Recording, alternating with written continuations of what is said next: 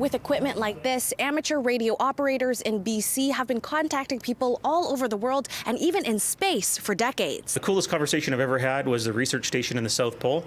There was the McMurdo station has an amateur installation there, and quite frequently the physicists and different people that are down there doing research will, in their off hours, hop on the air and make contacts with us. Ian Prosick says the Coquitlam Amateur Radio Club has been around for 30 years, working with the Canadian Armed Forces, getting ready for emergencies and experimenting. I asked if they'd ever made contact with an alien. Prosick says no, but they've still discovered some cool things in space. So there's actually a lot of people that are actually finding dormant satellites and things that are in far-flung orbit for NASA and JPL over the years. Prosick says he's never been able to contact an astronaut on the International Space Station, and an astronomer at the H.R. Macmillan Space Center in Vancouver says that's hard to do, though the station moves around the Earth 16 times a day. You want to make sure it's over where you are and make sure the weather's okay and your frequency isn't being impacted. But you really have a small window. Like, I think the ISS is only over a specific region for like maybe 10 minutes or so. Bruce Patton from Nanaimo has talked to American astronaut Kjell Lindgren, not once, but twice.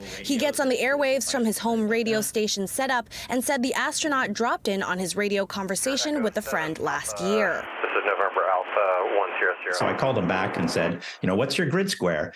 And he's kind of like, space station? I said, well, that's awesome.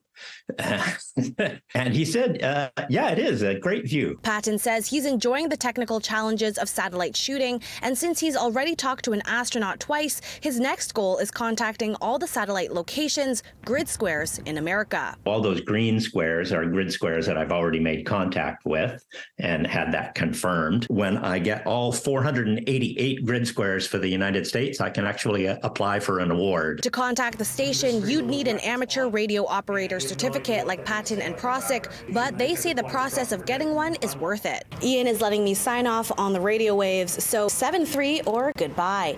In Vancouver, Sarah Chu, City News.